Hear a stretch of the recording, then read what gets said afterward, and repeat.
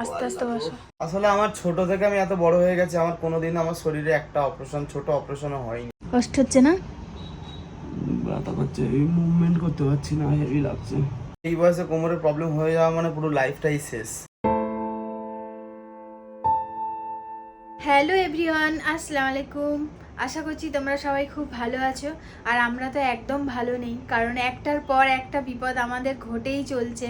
কারণটা তোমাদের দেখাচ্ছি। এই দেখো, এই মানুষটা কালকেরে জিমে গেছিলো আর কোমরে ভীষণ চোট লেগে গেছে।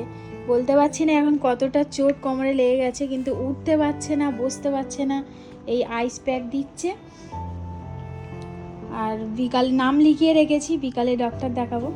কি গো, তুমি কিছু বলতে চাও? হ্যাঁ, ভীষণ কষ্ট হচ্ছে। কাল রাত থেকে অনেক কাঁদো কাঁদো হয়ে গেছে। কষ্ট হচ্ছে না? ব্যথা করছে, এই মুভমেন্ট করতে পারছি না, হেভি লাগছে। কি জানি কি করে, ওয়েট নিতে এত মানা করি তবুও ওয়েট চাগিয়ে নেয়। আর আজকের একটা বিপদ ঘটে গেছে, বুঝতে পারছি কি কত কষ্ট হচ্ছে। ও বাবা, কাশি লাগছে। সকাল থেকে এইভাবে শুয়ে রয়েছে, শুধু জাস্ট উঠেছে, টিফিন করেছে, আবার এইভাবে একদম শুয়ে রয়েছে, সোজা হতে পারছে না। আইসটা চেঞ্জ করে দাও।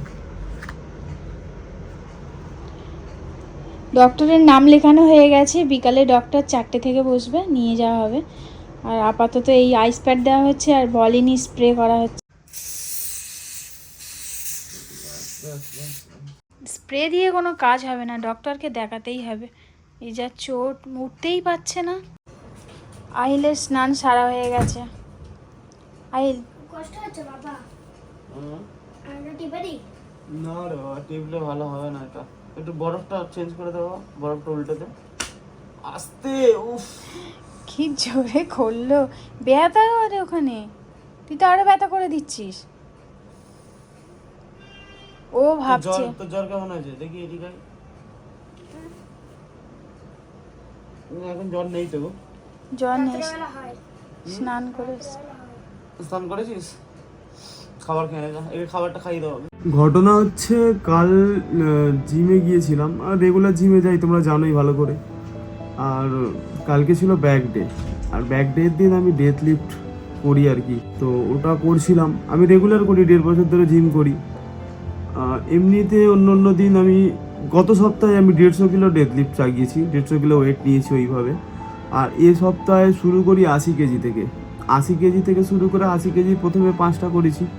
তারপরে 100 কিলো যখন লাগাই, এবার 100 কিলো লাগানোর সময় আমার মনে হচ্ছিলো যে আমার বেল্ট, কোমরে যে বেল্ট লাগানো হয় ওই বেল্টটা আমার আলগা আলগা লাগছে, মানে ঢিলে হয়ে আছে।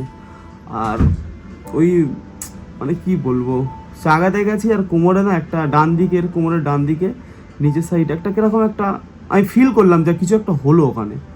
তারপরে আমি রেখে দিলাম, ওয়েটটা রেখে দিয়ে আর আমি উঠে দাঁড়াতে পারিনি, ওইভাবেই আমি ওখানে শুয়ে পড়েছিলাম। তারপরে কিছুক্ষণ ট্রেনার ছিল, আমাদের ট্রেনার আমার মাসাজ দিল ভালো করে কোমরে। মাসাজ দেওয়ার পর আমি রিসেপশনে গিয়ে অনেকক্ষণ বসেছিলাম, ওখানে একটু রেস্ট নিলাম। তারপরে ওই অবস্থায় ওখান থেকে বাড়ি এসেছি বাইক চালিয়ে নিজেই, কারণ আমার পার্টনার বাইক চালাতে পারে না। এবার বাড়িতে এসেছি অতটা বুঝতে পারিনি, কিন্তু রাত্রিরে যখন খাওয়া দাওয়া করে ঘুমাতে গেছি, বাপ রে বাপ, সে কী ব্যথা মানে বলে বোঝাতে পারবো না।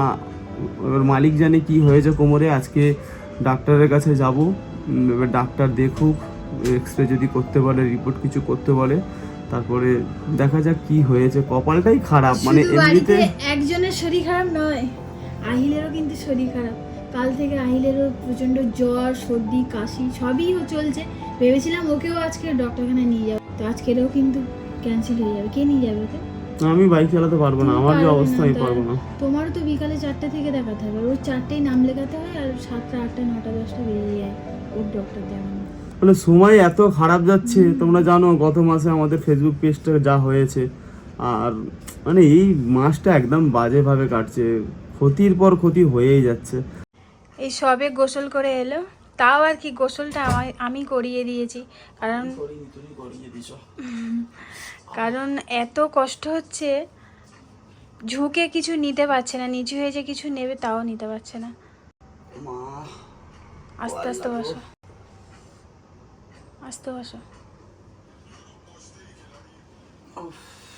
হাঁটাচলা করছি, সিঁড়ি বেয়ে উঠছি ঠিকঠাক, কিন্তু ওই বসার সময় না যখন মানে ঝুঁকছি নিচু হচ্ছি তখন মানে খুব কষ্ট হচ্ছে।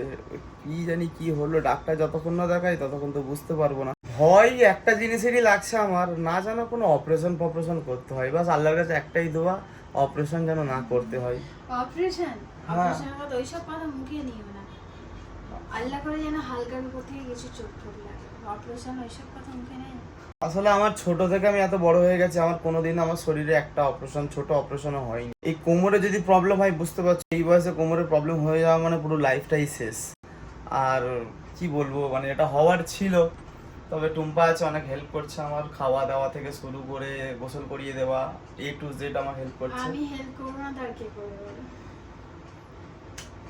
আমার সুখ দুঃখের সাথী। সব সময় আশা করি সবসময় সঙ্গে থাকার জন্য চেষ্টা করবো, আর সারা জীবন চেষ্টা করবো, শুধু একটুখানির জন্য নয়, সারা জীবন। কপাল করে একটা বউ পেয়েছি। এই যে এখানে আমার খাবার এখানে রেডি করে দিয়েছে টুম্পা। এখন ডিম আমি তো খাবো না, আমি তো ডিম খাই না। ডিমটা আমার তো, মাছটা তো আমি মাছ খাবো না, তুমি ডিম খাবে। তো এইভাবেই এখন আমাকে এই সোফাতেই খেতে হবে, কিছু করার নেই, আমি নিচে বসতে পারছি না। লাঞ্চ কমপ্লিট করে নিয়েছি, আর এখানে চলে এসছে আমাদের ফ্রুটস। এখানে আহিল বাবাও চলে এসছে। পটি করতে গেছিল। কোথায় গেছিলে বাবা? পটি হয়ে গেছে? তাহলে ফ্রুটস কেন খাও, এটা তোমার জন্য আমি খেয়ে নিচ্ছি। নাও, তোমার সব তোমার, নাও নাও নাও। ফ্রুটস কমপ্লিট করে নিয়ে এইভাবে বসে আছি সোফাতে। সত্যি বলতে এইভাবে যে পেছনে একটা বালিশ দিয়ে বসে আছি অনেকটা আরাম মনে হচ্ছে। তবে এমনিতে কিন্তু খুব ব্যথা, বিশাল ব্যথা, মানে হাঁটা চলা করছি লাগছে। আর এমনিতেও একটা কথা নেই যে হিন্দি মুভিতে একটা ডায়লগ আছে, ও মোহব্বতই কিয়া জিসমে দর্দ না হো। তো জিম আমার কাছে ভালোবাসা, তো ওই জন্য আমার শাহরুখ খান কোমরে ব্যথা নিয়ে এত ডায়লগ করতে আসছে।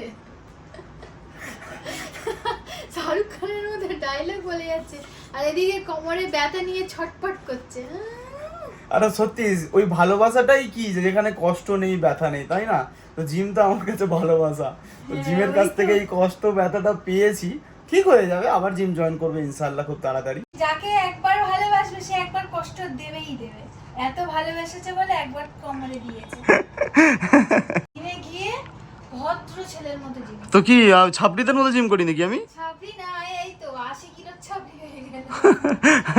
তো এখন ঘড়িতে বাজে বিকেল 5টা। এই আমরা বেরোচ্ছি ডাক্তারের কাছে। টুম্পা যাচ্ছে আমার সঙ্গে, রেডি হয়ে গেছে। রেডি তো?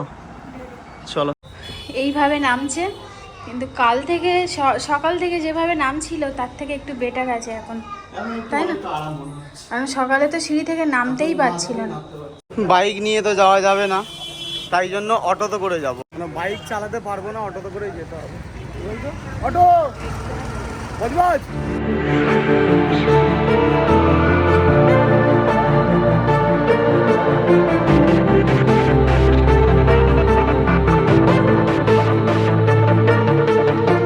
চলে এসো।